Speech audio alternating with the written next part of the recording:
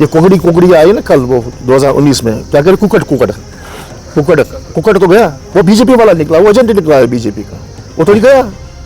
वो एक्सपीरियंस की बात कर रहे हैं, जब मैं अपने बाप के साथ 96 में कंपेनी करने जा रहा था, उसके बाप के खिलाफ 96, और उससे पहले मैंने अगर कंपेनी की है 83 में से की है, तो आप उसको बोलो आपका डेट ऑफ बर्थ क्या है। और मैंने जब स्टार्ट किया पॉलिटिकल शायद 83 में किया है। अच्छा। और 96 में कोई ऐसा बंदा नहीं था जो हमारे साथ खुल के निकलता था। आपका सोनावारी में किस कैंडिडेट के साथ जो है मुकाबला लगता है कि टक्कर हो सकती है? कौन सा मुकाबला, कोई मुकाबला है नहीं कसम से। ये लोग सारे जानते हैं, अल्लाह की कसम, इनको पता है मुकाबला किसी के साथ नहीं है, सारे बीजेपी के एजेंट हैं। और इनको लग रहा था कि रशीद इंजीनियर बीजेपी एजेंट नहीं है। जब से इसने एंट्री मारी ना, इसने क्या नाम है, जो दिलाव के यहाँ रहता है, पहाड़ में रहता है, जब उसने एंट्री ली है तो अब सबको पता चला बीजेपी एजेंट है। आवाज और तस्वीर की दुनिया के दोस्तों को सोहेल मकबूल का प्यार भरा सलाम पेश हो। अस्सलाम वालेकुम। आप देख रहे हैं जम्मू कश्मीर के घर घर की आवाज कश्मीर ग्लोबल टाइम्स, और कश्मीर ग्लोबल टाइम्स से मैं आपका मेजबान सोहेल मकबूल। गुज़िश्ता कुछ दिन से जो है जम्मू कश्मीर के साथ साथ सोनावारी कॉन्स्टिट्यूएंसी की बात करें तो सियासत बहुत ज्यादा गर्म हो गई है। अगर बात करें, कई सारे उम्मीदवारों ने अपने अपने जो नॉमिनेशन पेपर्स है वो सबमिट किए हैं। अगर चाहे हम बात करें, यहाँ इस एक्सक्लूसिव इंटरव्यू में मेरे साथ बातचीत करने के लिए मौजूद है जो किसी तारुफ की मोहताज नहीं है, यानी जो स्पीकर या डिप्टी स्पीकर मोहम्मद अकबर लुन साहब, जो कि सोनावारी में एमएलए भी रह चुके हैं, उनके फर्जंद जिनको रिसेंटली नेशनल कॉन्फ्रेंस की तरफ से टिकट मिली है सोनावारी के अंदर, और सोनावारी में ये असेंबली इलेक्शन कॉन्टेस्ट करने जा रहे हैं। एक्सक्लूसिव मेरे साथ मौजूद है, इनसे आज मजीद जो है सियासत के हवाले से बातचीत करने की कोशिश करेंगे। तो सबसे पहले सर आपको वेलकम करते हैं। Thank you very much. तो सर, जिस तरीके से हमने गुज़िश्ता कुछ दिन पहले वंगीपुरा इलाके में एक जलसा देखा, बहुत बड़ा जलसा, तो आप बहुत खुश नजर आ रहे थे, तो उस खुशी के पीछे कोई राज? देखिए, जब भी कोई सियासी कोई कारकुन या रहनुमा या जब वो सियासत में आता है तो अब उसकी कोशिश यही रहती है कि मेरे पीछे कितनी तादाद से लोग जमा होंगे या कितना एतमाद है अवाम को उस लीडर पर। जब मैंने वंगीपुरा में वो जलसा किया तो जब मैंने जम गफीर देखा तो दिल खुशी होता है।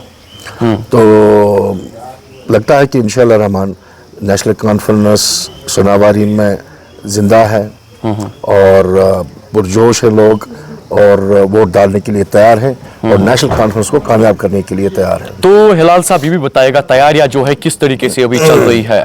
गांव-गांव जा रहे हैं, तो हर दिन हमारे 2-4 प्रोग्राम होते ही होते हैं।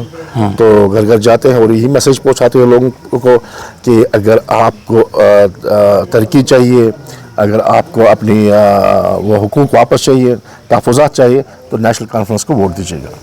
तो खासकर अगर बात करें, जो है मुकाबला बहुत ज़्यादा टफ है सोनावारी के अंदर, तो अपने आप को कहाँ पे देखते हैं सर? मुझे टफ नहीं लग रहा है। एनालिसिस देखिए आप, कल जो ये हमारा मुकाबला हुआ इसमें इनके साथ जो पार्लियामेंट में है, तो हमने 12,500 वोट लिए। ये दोनों मिलके, 3 पार्टियां मिलके उन्होंने 16,000 वोट लिए जी। तो अब वो अलग अलग इलेक्शन लड़ रहे हैं। अब हमारे जो वोट हैं वो यहीं पे हैं, उसमें इंशाल्लाह इजाफा ही होगा। तो वो जो उनका वोट है वो बढ़ जाएगा। सही बात है, जब उन्होंने इकट्ठे मिलकर हमारे साथ लड़ा तो उन्होंने 16,000 वोट लिए, अब वो अलग अलग लड़ रहे हैं। तो मेरे ख्याल से वो हमसे बहुत पीछे हैं। तो खासकर मैं नहीं कह रहा हूँ, ये एनालिसिस मेरे कह रहे हैं, सिंपल फैक्ट। तो ओपन शट केस। तो सर अगर बात करें, अभी जो है कई जब डिलिमिटेशन यहाँ पे हुई तो सोनावारी के कुछ इलाके बांडीपुरा कॉन्स्टिट्यूएंसी के साथ जो है जोड़ दिए गए हैं, तो आपको लगता है कि आपको यहाँ पे काडर में कुछ फर्क पड़े? कहाँ, यहाँ सोनावारी में? जी नहीं, कहाँ पड़ी फर्क पड़ी? आप जहाँ मैं जा रहा हूँ मेरे वर्कर्स खड़े हैं, जिन्होंने लोन साहब के साथ काम किया वो बिल्कुल खड़े हैं, और जो मैंने वो यूथ पे थोड़ा सा ध्यान दिया वो सारा मेरे साथ जुड़ा हुआ अभी भी 2014 से यूथ मेरा जुड़ा है, तो उसमें इजाफा ही हुआ उस तादाद में। तो वर्कर्स में वो सारे वर्कर खड़े हैं। कौन भाग गया हमसे, कौन रूट के चला गया? जी, सारे खड़े हैं इस टाइम। तो आपको लगता है कोई फर्क पड़ गई आपको? नहीं, कोई फर्क नहीं है। हाँ, इस फर्क पड़ गया है, जो इलाका उन्होंने बिल्कुल एक साजिश के तहत जो बांडीपुरा के साथ मिलाया, तो हमें वो तहसील अजस दिया। अब तहसील अजस में बहुत सारी इम्प्रूवमेंट है हमारी, तो मुझे लग रहा है कि कोई फर्क नहीं पड़ने वाला है।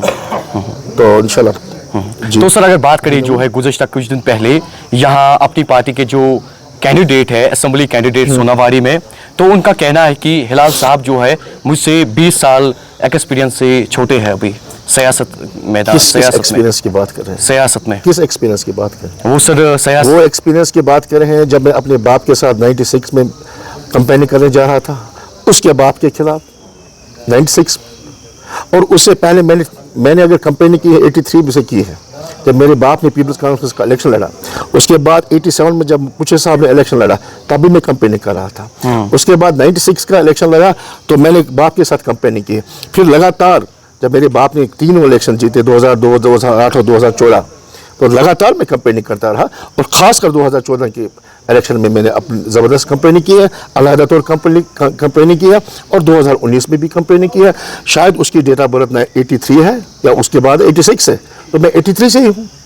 अच्छा, हाँ, 83 में मैंने कंपेनिंग स्टार्ट किया। छोटे छोटे बच्चों को, ऐसे छोटे छोटे बच्चों को मैं निकाल कर वो जुलूस निकालता था 83 में। अब एक्सपीरियंस की बात करेंगे तो आप उसको बोलो आपका जनरल डेट ऑफ बर्थ क्या है, और मैंने जब स्टार्ट किया पॉलिटिकल शायद 83 में किया है। अच्छा, और 96 में कोई ऐसा बंदा नहीं था जो हमारे साथ खुल के निकलता था। अब चोरी छुपे निकल रहा था, इसके बाप की नजर ना पड़े तो हमको शाम को पता है 96 की बात कर रहा हूँ मैं। तो सर अगर बात करें रिसेंटली एक पीडीपी के जो सोनावारी खासकर कैंडिडेट होंगे सोनावारी कॉन्स्टिट्यूएंसी में, उनका भी कहना है कि कुछ लोग जो है लोगों को बोलते हैं कि आप टाइगर टाइगर के नारे दो। किस तरह से इस चीज को देखते हैं? देखो, मैं कोई टाइगर वाइगर नहीं हूँ। टाइगर लोग होते हैं। अगर लोगों का एतमाद है, लोगों का सपोर्ट है, कल को मैं जीतता हूँ, मैं अपने लोगों को भी कहता हूँ टाइगर तभी आप मुझे बोले जब मैं जीतूंगा। तो आपके लिए पहला इलेक्शन है, तो क्या एक्सपेक्ट आप कर रहे हैं? क्या एक्सपेक्टेशन था सारी वेव एलसी की तरफ है, और कोई कौन सी पार्टी है मुझे बोलो ना। ये कुकड़ी आई ना कल, वो 2019 में क्या करे, कुकड़ तो गया, वो बीजेपी वाला निकला, वो एजेंट निकला है बीजेपी का, वो तो नहीं गया। फिर भी आपका सोनावारी में किस कैंडिडेट के साथ जो है मुकाबला लगता है कि टक्कर हो सकती है? कोई मुकाबला है नहीं कसम से। ये लोग सारे जानते हैं, अल्लाह की कसम, इनको पता है मुकाबला किसी के साथ नहीं है, सारे बीजेपी के एजेंट हैं। और इनको लग रहा था कि रशीद इंजीनियर बीजेपी एजेंट नहीं है। जब से इसने एंट्री मारी ना, इसने क्या नाम है जो दरिया के यहाँ रहता है, पार हो रहता है, जब उसने एंट्री ली है तो अब सबको पता चला है बीजेपी एजेंट है। ऐसी बात है। और दूसरी बात ये है, अब उन्होंने कहा, इसके भाई ने कहा कि मैं खानदानी खिदमत करता हूँ जी। हाँ, इलेक्शन लड़ रहा है, वो खानदानी खिदमत है। जब उमर साहब लड़ेगा तो वो खानदानी खिदमत नहीं, खानदानी राज है। अच्छा। उसने कहा कि एक इंटरव्यू में रशीद इंजीनियर ने कहा कि मेरा ना भाई कोई लड़ेगा ना बेटा लड़ेगा, हमारे खानदान में से कोई नहीं लड़ेगा। अब उसका भाई भी आ रहा है, बेटा भी आ रहा है, वो खुद भी आ रहा है, खुद भी मेंबर पार्लियामेंट है। अब देखिए ना क्या क्या हो रहा है। तो पार्लियामानी इंतखाबात की बात करें तो उस टाइम नॉर्थ कश्मीर में यहाँ अवामी इत्तेहाद पार्टी की भी बहुत ज़्यादा वेव रही, तो आपको लगता है कि इस बार सोनावारी में उनका कार्डर है? कहाँ कार्डर है? देखिए मेरे पास वो कल इमोशनल वो वोट्स थे, ठीक है ना। कोई बंदा आंसू बहा रहा है, और आंसू देख के मैं भी कभी इमोशनल हो जाता हूँ, तो वोट उसी को दूंगा जो मुझे इमोशनल बनाएगा, ठीक है ना। कल लोगों ने उसने लोगों को इमोशनल बनाया, लोगों ने वोट दिए, इस हद तक दिए कि इसका बाप कल जेल से छूट जाएगा जी, ठीक है ना। अब वो छूटे या ना छूटे, लेकिन उसकी तैयारी है, छोड़ने की तैयारी हो रही है, वो कर रही है बीजेपी। उसको कब छोड़ेंगे वो बीजेपी के ऊपर डिपेंडेंट है।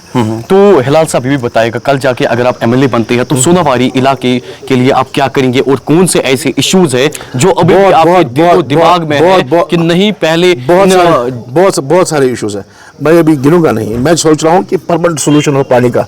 यहाँ हर जगह वो OHT टैंक्स है, हर जगह OHT टैंक्स है, ठीक है ना। अब बहुत हद तक 70-80% तक ये पानी का मसला हल हुआ है सोनावारी में, तो 10-20% रह गया है। इंशाल्लाह मैं उसको हल करने की कोशिश करूंगा जब भी मैं बनूंगा इंशाल्लाह।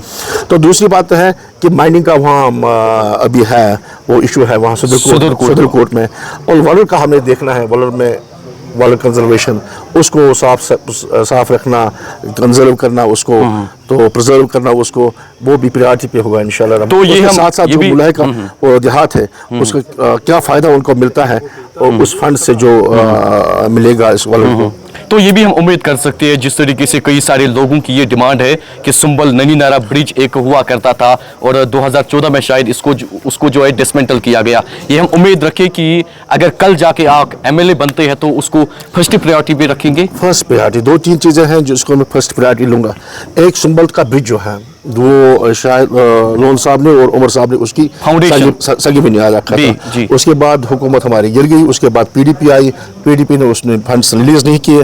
तो मेरी प्रायोरिटी हो गई कि एक को सुंबल का ब्रिज, एक अशम का ब्रिज जो उसको मोटरेबल बनाना है। वहाँ तो है वो क्या नाम है वो पेडेस्ट्रियन ब्रिज, उसको और सुंबल वाले ब्रिज को मोटरेबल बनाना है। तो आपने बिजी शेड्यूल में जो है टाइम निकाला, तो आखिर पर कोई पैगाम रहेगा सोनावारी? बस मैं एक ही पैगाम दूंगा सोनावारी के लोगों को। हमारे यहाँ कैंडिडेट्स खड़े हैं, अगर आपको लगता है कि हिलाल अकबर लोन ईमानदार है, वाकई काम कर पाएगा, आपकी बात ऐवान में करेगा, वहाँ तक पहुँचाएगा, तो और हिलाल अकबर लोन के लिए सियासत बिजनेस नहीं है, एक इबादत के तौर पे मैंने इसको ले रहा हूँ। अगर आपको लग रहा है हमारे यहाँ काम करेगा तो मुझे वोट दीजिएगा। अगर आपको नहीं लग रहा है कि ये काम करने वाला बंदा है नहीं, ये इस सियासत को बिजनेस के तौर पे ले रहा है, तो मुझे वोट मत डालिएगा। चलिए, बातचीत करने के लिए बहुत बहुत शुक्रिया। तो मेरे से बातचीत कर रहे थे नेशनल कॉन्फ्रेंस के जो कैंडिडेट है सोनावारी कॉन्स्टिट्यूएंसी के अंदर, यानी हिलाल अकबर लोन साहब। इन्होंने कई सारी बातें जो है इसमें कही और हमने भी कई सारे सवालात इनसे पूछे। तो इस स्पेशल इंटरव्यू में इतना ही।